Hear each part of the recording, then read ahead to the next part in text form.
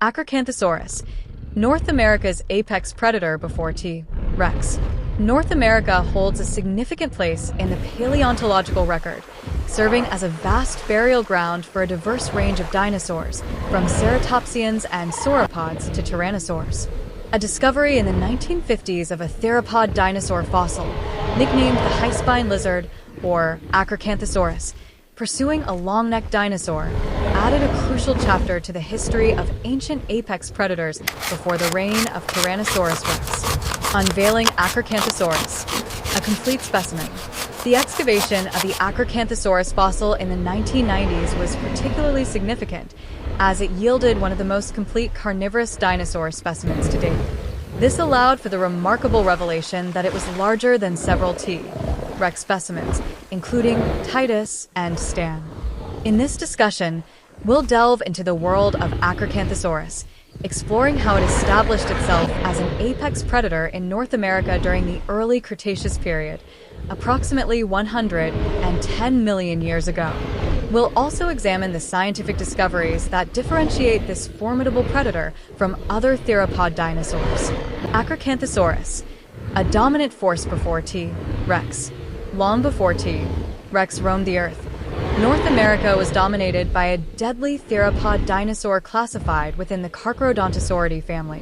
While the name Acrocanthosaurus might be unfamiliar to some, paleontological records show it was the second largest theropod dinosaur to ever live in North America, surpassed only by T. rex.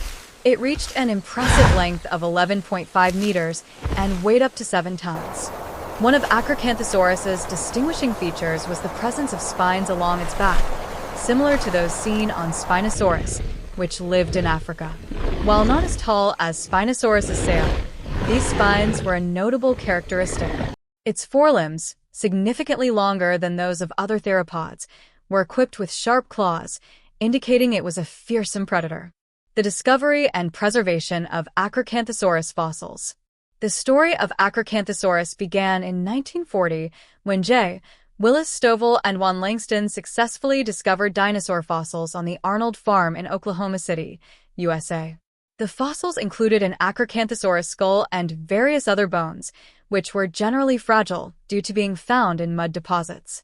To preserve these delicate fossils from crumbling during transportation and storage, paleontologists ingeniously employed a method developed in the 1880s, encasing the Acrocanthosaurus fossils in layers of plaster and coarse fiber cloth.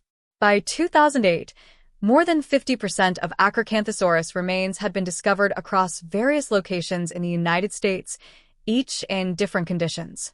Beyond bones, Acrocanthosaurus footprints and hunting behavior. Acrocanthosaurus not only left behind physical fossils, but also remarkable footprints, such as those found in Texas. These footprints are typically found along the edges of lakes, seas, and muddy riverbanks.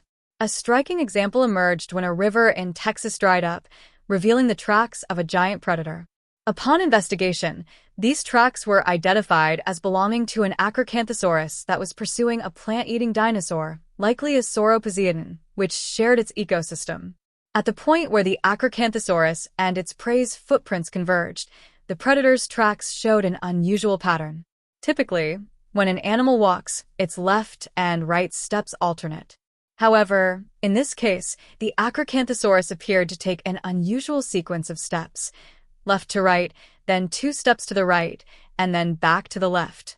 A simple explanation for these missing predator footprints is that the Acrocanthosaurus was gripping its prey with its powerful claws, causing its foot to be lifted for a step before being released. What remains a mystery, however, is whether the prey managed to escape, as most of the other tracks had eroded before reaching the end of the trail. Nevertheless, this discovery provides fascinating insights into the hunting behavior of dinosaurs in the past, implying a dramatic interaction between predator and prey. Habitat and hunting strategies of Acrocanthosaurus. Acrocanthosaurus fossils found at several sites, including Twin Mountains, Antlers, and Arundel, have provided valuable information about the apex predator's habitat during the Early Cretaceous period. This region was once a subtropical area abundant with ancient plants, a favorite food source for sauropods. There were also large floodplains that drained into an inland sea, which would eventually form a seaway that divided North America into two parts during the Middle to Late Cretaceous, known as the Western Interior Seaway. However, before this event, Acrocanthosaurus had already spread throughout the continent, before being hindered by the deep waters.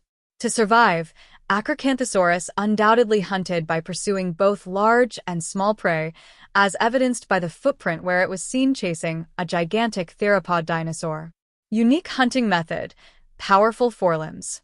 One unique hunting method employed by Acrocanthosaurus involved the use of its forelimbs. Unlike the small and seemingly less useful forelimbs of Tyrannosaurus rex, Acrocanthosaurus possessed longer and more robust forelimbs, each equipped with 3 sharp claws. These claws were likely used to restrain, grasp, and tear the flesh of its prey. Taking down giants: bite force and technique. What's particularly intriguing is how Acrocanthosaurus managed to take down a Sauroposeidon, a dinosaur of colossal size. To understand this, researchers compared the skulls of T. rex and Acrocanthosaurus, which appear superficially similar. However, their teeth served different functions. T. rex was known for its bone-crushing method, while Acrocanthosaurus employed a battering, or slicing and tearing technique, designed to inflict massive bleeding on its victims. This was supported by Acrocanthosaurus's long, narrow jaws, which housed 68 long, serrated teeth resembling those of a great white shark. These teeth allowed it to bring down dinosaurs the size of sauropods. They had giant bones, and if these teeth hit those giant bones, they would just break. What Acrocanthosaurus did instead is avoided those bones by biting much more shallowly.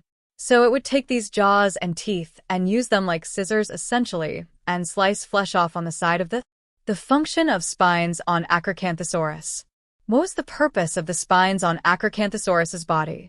Some might assume these spines formed a sail or fan-like structure, similar to Spinosaurus. However, spines on dinosaurs are not exclusive to 1 or 2 species.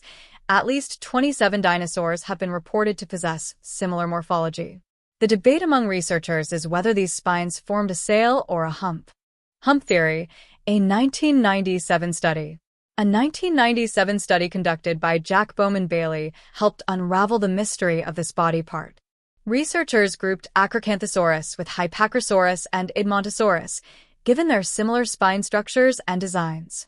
They then compared their anatomy to ancient animals from the Eocene epoch, specifically Brontotheres, a group of large mammals with horns and massive body structures.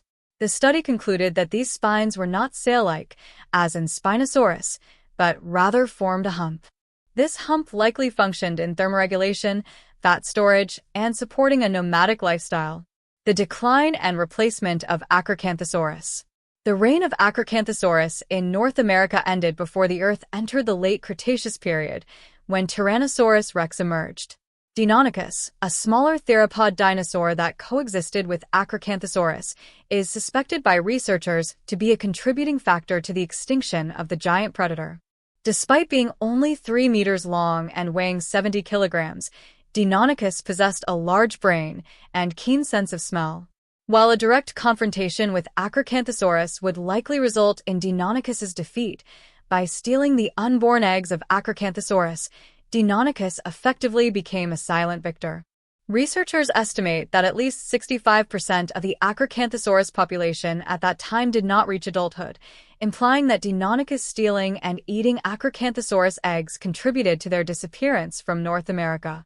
Furthermore, the disappearance of Acrocanthosaurus's primary food source, sauropod dinosaurs, from the ecosystem around 110 million years ago made its position even more vulnerable to extinction. Only Sauropelta, a heavily armored dinosaur, remained, which was likely too difficult for Acrocanthosaurus to hunt due to its tough body. Consequently, from this series of events, Acrocanthosaurus was replaced by another apex predator that peaked in the late Cretaceous, none other than Tyrannosaurus rex.